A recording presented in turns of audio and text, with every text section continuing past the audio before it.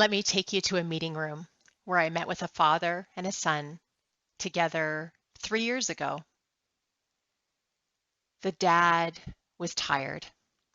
He was really interested and eager to find a way to transition the farm. He had worked both on farm and off farm for decades. His health wasn't great. The son had had his own path. He had left the farm for a number of years and lived in a few places and had returned to the farm in his 30s. The son shared, every day, Dad says, we should just sell the farm. We should just have an auction. We should get out.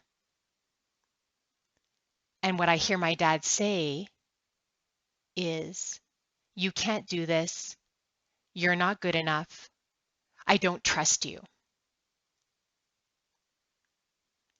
The dad called me a few days later and said, I had no idea what I was saying and the impact I was having, but now I know. Both members of this family were experiencing the outcomes of misinterpretation and miscommunication. Communication, it's one of the touchstones of farm families. The most successful ones communicate well and consistently. But if you don't have good communication, how can you change it? If you've never had good habits, where do you start? Or even if you do communicate well, but have a sense it could be better, what can you do? The best part of most Canadian farms is that you get to work with family. The biggest challenge of most Canadian farms is that you have to work with family. At FCC, one of our team's goals is to help families get unstuck in their transition frustrations. As part of that, we frequently witness communication breakdowns, which often falls on mom's shoulders as the peacemaker of the family. And there it causes stress. Farm women tend to try to keep the peace. They tend to try to keep things level, and it can be overwhelming at times. So I care very much to share some suggestions and reminders to help improve your farm family communication habits today and in the future. You can do this, so let's figure it out together. You might ask, why is this worth spending some time on? Well, there's some great evidence from research that's been conducted and from the tables that we sit at on a regular basis. When you communicate well, there's efficiencies that are found every day that not only save money, but they save relationships. Secondly, it allows each person involved in the farm team to have clarity, which allows for better focus, purpose, and rest as a result. And last but not least, if you are having regular, small discussions about the little things, the bigger issues come more easily and don't get left untouched or unspoken. Farm families certainly have a variety of communication styles. From our team's perspective, we encounter teams on farms that communicate a ton to those that are very tight-lipped. We also talk to families whose cup is full to overflowing every day, and those whose cup is not even half full. It seems to be half empty, or sometimes there's no water at all. So let's set the stage. Who's in this virtual room today, and what are their farm family communication habits like? You had a poll at the beginning, so let's show the results. We first asked, thinking about your farm team, either immediate family or the farm business team, how much does your team communicate? And the spectrum was from we communicate a lot to we communicate very little.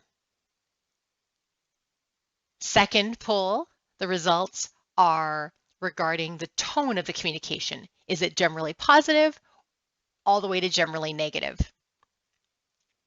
More than anything, the message of these results is that in our experience, sitting down with families, there is a huge spectrum of styles of communication or lack thereof.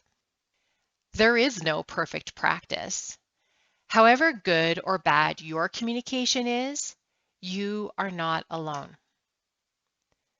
In our time together, I would like you to think about these suggestions and ideas and how they apply to your family. What can you use with your team on the farm in the coming months, in the coming years, to help you talk the talk in a productive way?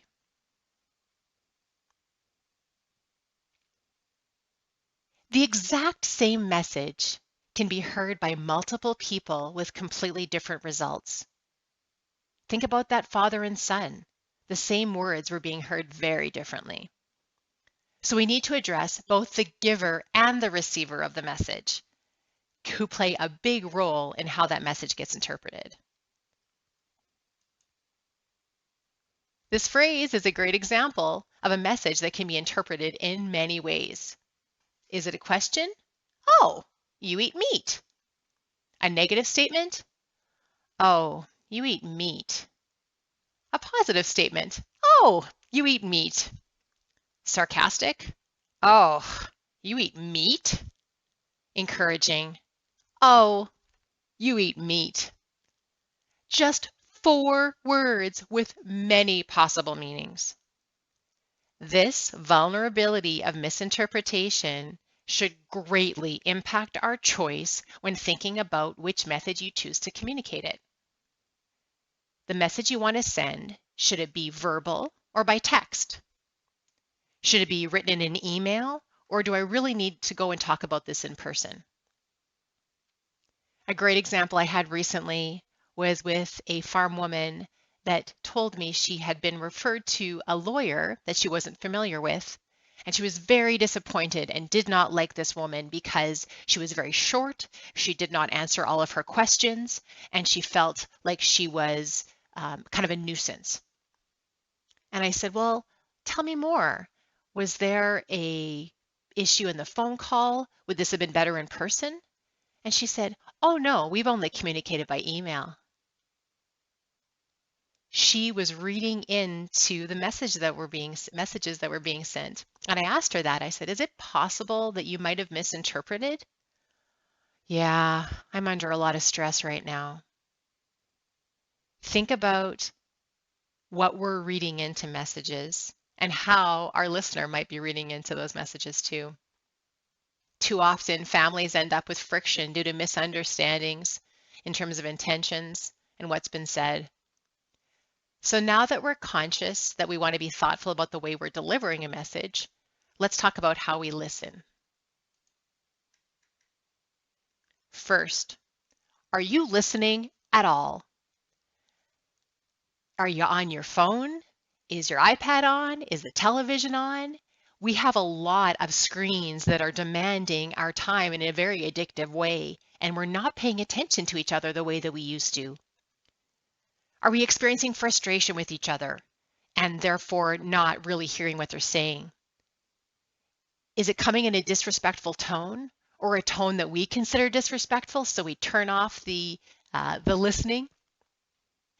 Are we experiencing fear, anger? Are we annoyed? Have we answered this question like 15 times this week and they're not hearing us, so we're not going to listen either? Are we tired? We have a responsibility for showing up and truly listening and taking the time to focus. Are you listening with the intent to judge? You're preparing yourself. You think they don't know what they're talking about, they obviously don't understand, or they have bad intentions. Keep in mind, this isn't exactly our fault. We are wired to judge. At our very core self, it's a protective mechanism that we want to be interpreting and keeping ourselves protected by judging the message that's being delivered. But if we know that, we can consciously listen with compassion. We can choose to open the conversation and ask, what's really going on here? Help me understand. Is this what you're telling me? Rather than getting stuck in resistance. Another opportunity we have is to listen with curiosity. Think about listening as a child. Ask why. Be interested, be excited. Dig in deeper rather than just taking it at your first judgment or interpretation. I have personally learned this in recent months as I was making assumptions and guessing wrong at times. There was a time where I was trying to establish myself and learn about different relationships within FCC, and I was misinterpreting what was being said to me. And it was out of a desire to um, be accepted. And I recognized that I was kind of doing some negative self-talk and the narrative was really unhelpful. So I learned I need to ask more questions, because if I make assumptions, that's where the downfall is. So being more curious can certainly be helpful, and I highly encourage you to do it. I have come to appreciate that in the conversation around farm families, that the more I learn, the more I have to learn. There is so many different good ideas out there. And so I'm sure we can all learn from each other at this event. So I'm going to ask you to please go to the chat on the right-hand side of your screen and share the following. Based on your experience and what you have seen other people do, I'd like you to describe farm family communication at its best, the premier farm family communication. What does it look like? What does it sound like? What are some things you should always do? What are some things you should never do when you're communicating with farm team members?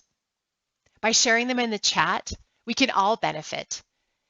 These are not concepts that are necessarily foreign to us, but we forget about them in the day-to-day operations on farms. Looking at the suggestions, one that jumps out at me right away, regular team meetings with minutes. I'll talk about that a little more. It's a great idea and something that not many farms tend to accept as a really critical success factor. Using a respectful tone. Man, you know, when you say a message and you think about how it's heard, what did you mean by that? And what did you mean by that? Come across really differently, and we need to own that. Make communication a priority. I couldn't agree more. We can really dig into this and think about everybody on the team, asking them to intentionally communicate, to work to do better and help each other. There's so many good suggestions here. Please soak them up. I'm going to continue. Now that we've talked about good habits for delivering and receiving a message, and you've shared some best practices, I'm going to dig a little deeper into some specific practices that we have seen to be super effective when it comes to a farm family. This picture depicts that classic conflict. Two opposing sides. Another illustration that rings a bell with me is thinking about two sides of government. You know, they really have the government and the opposition. They really go head to head. It's textbook. It's what we envision. And somehow we transfer it to our family farm. And it really does damage. It seems that there has to be a winner and a loser. But think about it this way. Differing opinions can actually be a great source of creative strength and power in a business. Kathy Colby said it well. Discussing differences does not resolve them. It involves them. It turns a clash of wills into a meeting of the minds. So I'm going to challenge you to change your perspective. Instead of opposite sides of the table, think about your farm family all on one side of the table. You can still have disagreeing views or opposing views, but you're all aiming the same place. You all are aligned in where you're trying to accomplish and that vision that you're aiming for. And so by bringing them together in a focused goal, shared family interest results in people committed to compromise in order to get the job done. It becomes win-win. In fact, by discussing differences, you can let people do what they do best and allow that division of roles amongst the farm family. Again, discussing differences does not resolve them, but it involves them. It turns a clash of wills into a meeting of the minds.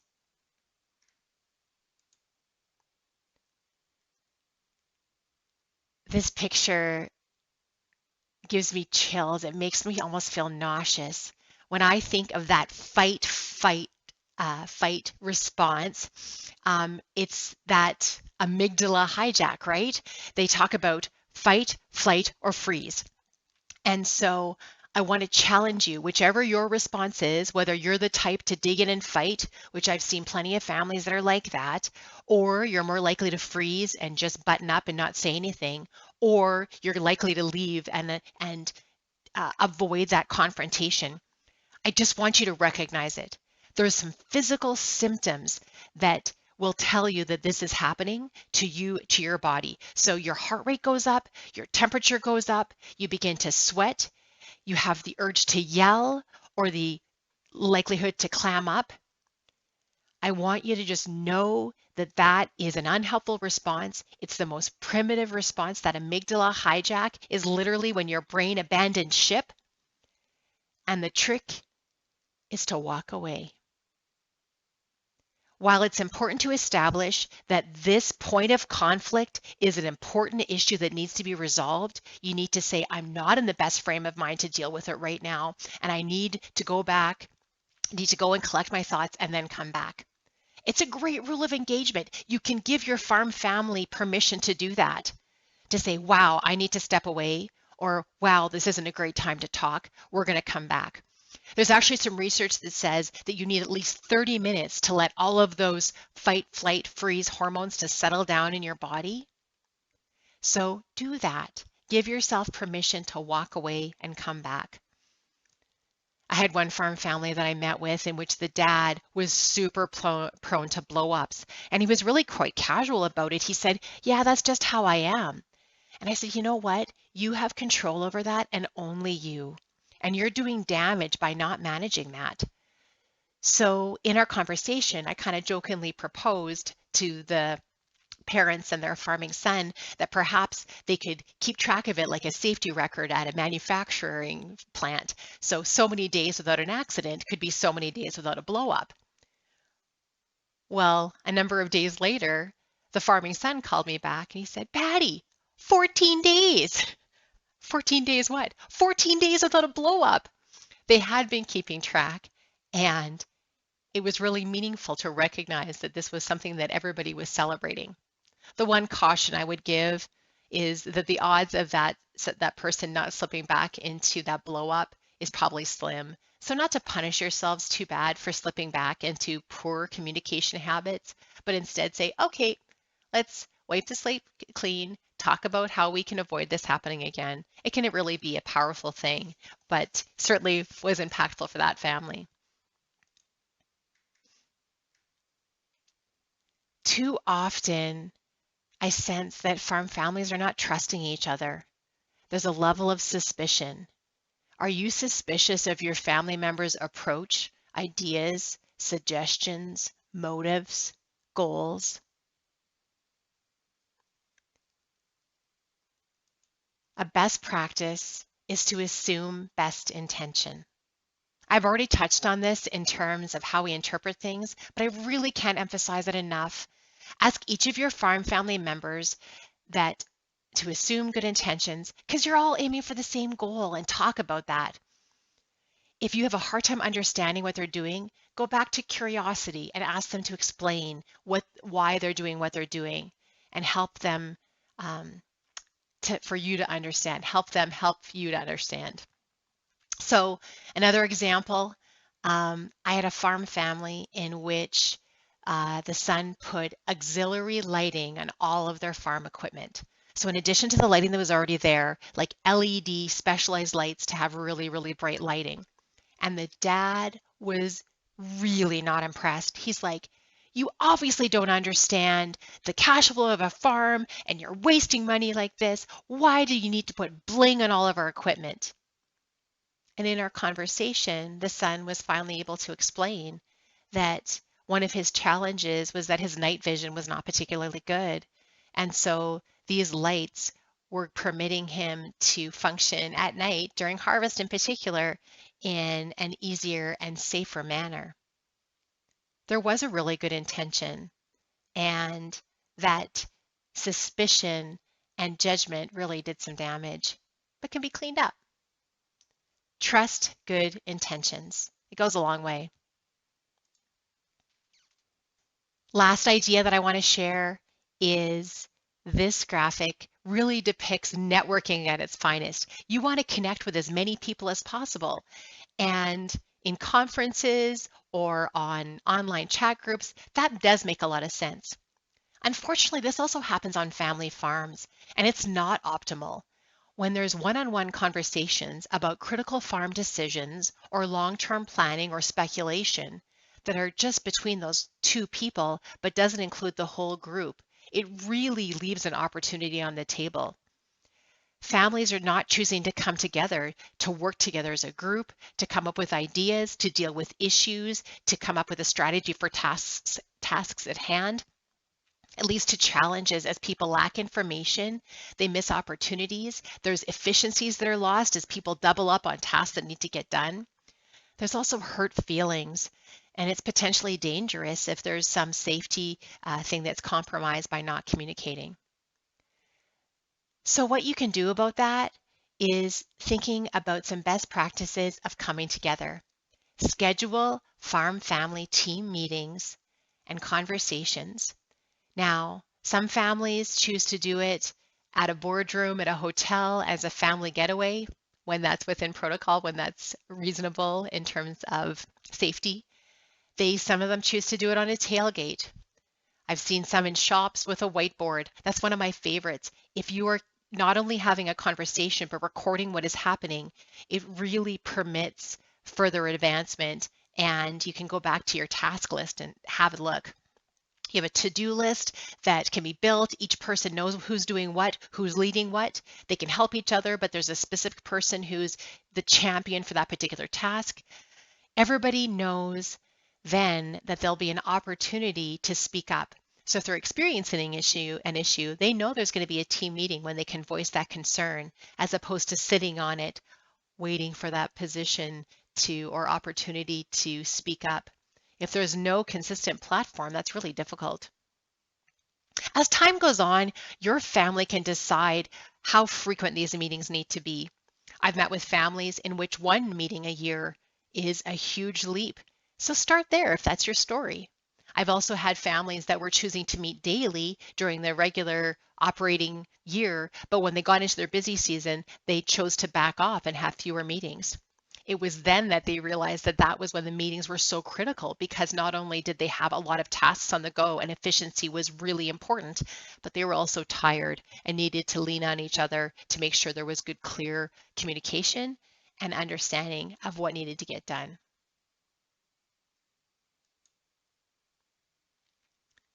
As I said, this is worth spending time on because communicating intentionally and thoughtfully saves money and relationships. You can get things done more quickly and everybody's clear on what they're doing. That clarity allows them to be focused, to be really efficient, and to rest better as a result.